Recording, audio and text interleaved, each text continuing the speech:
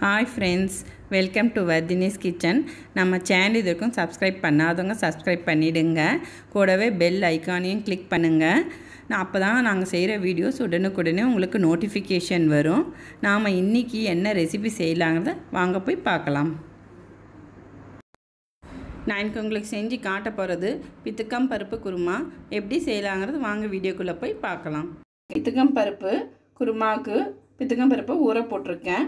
காலையில் வாங்கின்னு வந்து காயை உரித்து கொட்டையை எடுத்துகிட்டு அந்த கொட்டையை காலையில் ஊற போட்டேன். இந்த மறுநாள் காலையில் பித்திக்க காமிக்கிறேன். இந்த பித்துக்கம் பருப்பு பாருங்கள், ஒரு நாளெல்லாம் ஃபுல்லாக ஊறிடுச்சு. இப்போ பாருங்கள், இப்போ பித்துக்க முடியுது. இப்போ நம்ம பித்திக்கலாம். இந்த மாதிரி ஒரு கொட்டையை எடுத்துக்கிட்டு இந்த மாதிரி எல்லாத்தையும் பித்திக்கி எடுத்துக்கோங்க. இப்போ பித்துக்கம் பருப்பு குருமா எப்படி செய்கிறதுன்னு பார்க்கலாம். முதலுக்கு அதுக்கு தேவையான மசாலாவை ஃபஸ்ட்டு ஃப்ரை பண்ணிக்கலாம். ஃபஸ்ட்டு வந்து ஒரு 1/2 டேபிள் ஸ்பூன் எண்ணெய் விட்டுக்கோங்க. நான் உளுத்தம் பருப்பு, கடலைப்பருப்பு, துவரம்பருப்பு எல்லாமே ஒரு ஸ்பூன் போட்டிருக்கேன். தனியா 1 டேபிள் ஸ்பூன், சீரகம் 1 டேபிள் ஸ்பூன், மிளகு ஒரு 10 மிளகு இருக்கிற மாதிரி எல்லாம் ஒன்றா போட்டுக்கலாம்.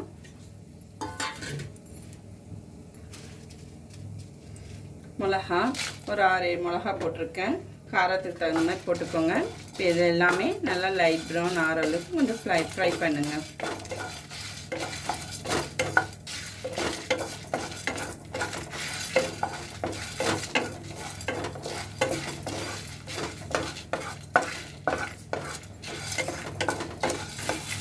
பாருங்கள், கலர் கொஞ்சம் சேஞ்ச் ஆகிடுச்சு. நம்ம இந்த டைமில் தேங்காய் துருவணும். இந்த மாதிரி பத்தியாக ஸ்லைஸ் பண்ணதும் ஏதோ ஒன்று ஒரு 1/2 மூடி போட்டிருக்கேன்.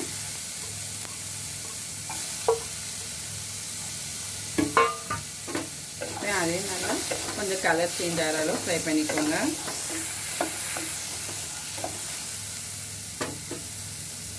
இது கூட சின்ன வெங்காயம் ஒரு 5-6 வெங்காயம் போட்டிருக்கேன்.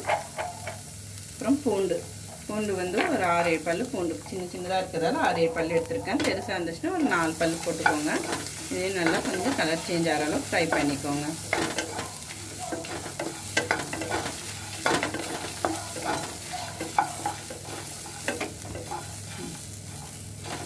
பாருங்கள், நல்லா கலர் சேஞ்ச் ஆகிடுச்சு. இப்போ நாம் அடுப்பை ஆஃப் பண்ணிடலாம்.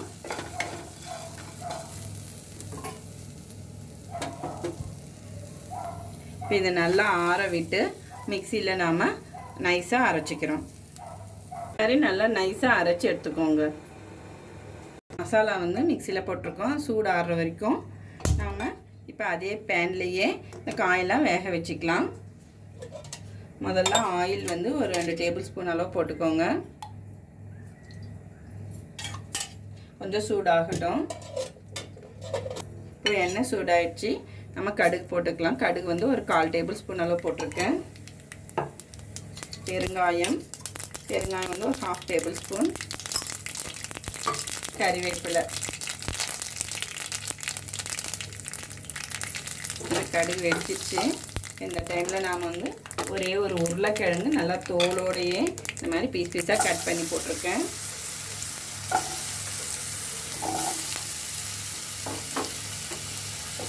பாருங்கள், அதுவும் நல்லா வந்து கொஞ்சம் எண்ணெயில் நல்லா ஃப்ரை பண்ணணும். இந்த பித்துக்கு சாம்பாருக்கு வந்து நாம் உருளைக்கிழங்கு தோலோடு போட்டால் தான் ரொம்ப நல்லா டேஸ்ட் கொடுக்கும். இல்லைன்னா வந்து தோல் எடுத்துகிட்டு போட்டிங்கன்னா ஒரு குழக்குழான்னு இருக்கும். அந்த காய் வெந்துட்டாலும் உங்களுக்கு அந்த குழக்குழப்பு தன்மை இருக்கும். அதனால் நம்ம தோலோடு போட்டோம்னா ரொம்ப டேஸ்ட்டாக இருக்கும்.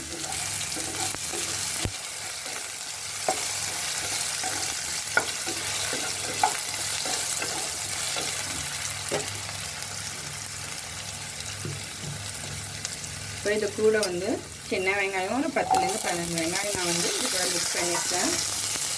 கூட வந்து ஒரு 5-6 பல் பூண்டு இதையும் போட்டு இது நல்லா கொஞ்சம் கலர் சேஞ்ச் ஆகிற அளவு ஃப்ரை பண்ணணும். நல்லா உருளைக்கிழங்கு கொஞ்சம் நல்லா வந்து இந்த எண்ணெயிலே ஃப்ரை ஆகணும்.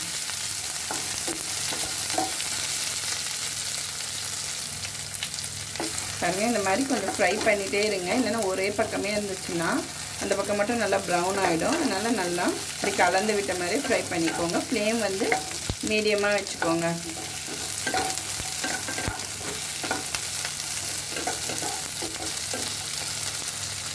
இப்போ நாம் பித்துக்கம் பருப்பு பித்திக்கி எடுத்து வச்சுருக்கோம் இல்லைங்களா, இது கூட போட்டு நல்லா மிக்ஸ் பண்ணிடலாம். நல்லா போட்டுட்டு எண்ணெயிலே கொஞ்சம் நல்லா ஃப்ரை பண்ணுங்கள்.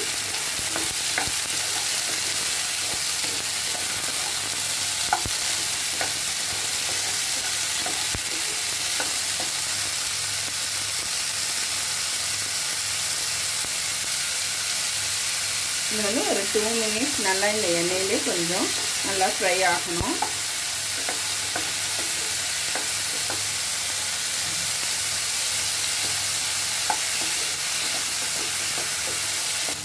பாருங்க, இதெல்லாம் கொஞ்சம் நல்லா கலர் சேஞ்ச் ஆயிடுச்சு. இந்த டைமில் நாம் வந்து தண்ணி ஊற்றுறோம். தண்ணி ஊற்றி டூம் போட்டு நம்ம இப்போ 1 டம்ளர் தண்ணி ஊற்றிருக்கோம். நம்ம லிட்டு போட்டு காய் நல்லா வைட்டு ஒரு 5 minutes அப்படியே விடலாம்.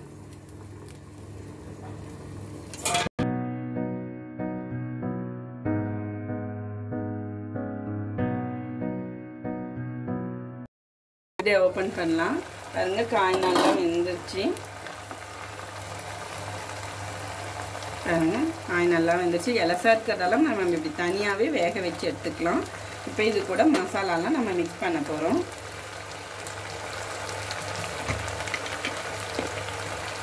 மாதிரி அரைச்சி வச்சுருக்கு இல்லைங்களா, இந்த மசாலாவை இது கூட நம்ம மிக்ஸ் பண்ணிக்கலாம்.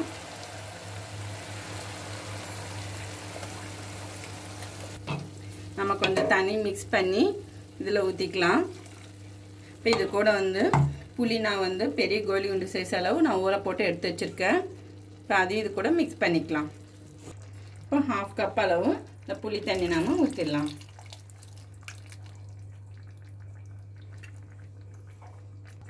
இப்போ இதில் வந்து மஞ்சள் தூள் வந்து ஒரு சிட்டிகை போடலாம். இப்போ போட்டாச்சு, நல்லா கலந்து விடுங்க.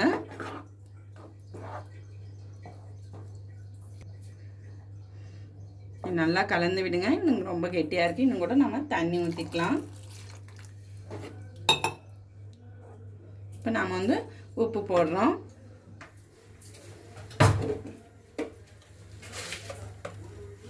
கல் உப்பு தான் யூஸ் பண்ணுறோம்.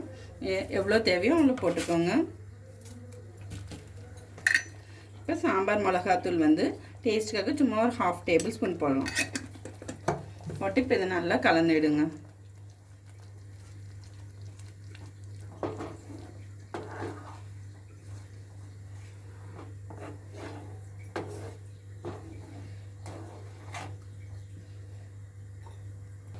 இப்போ நல்லா கொதி வரட்டும். நம்ம அது வரைக்கும் வெயிட் பண்ணலாம். திக்னஸை பார்த்து இன்னும் கொஞ்சம் தண்ணி வேணால் மிக்ஸ் பண்ணிக்கோங்க. இப்போ நல்லா கொதி வருது. இந்த டைமில் நம்ம கொத்தமல்லி போட்டுட்டு ஆஃப் பண்ணிடலாம்.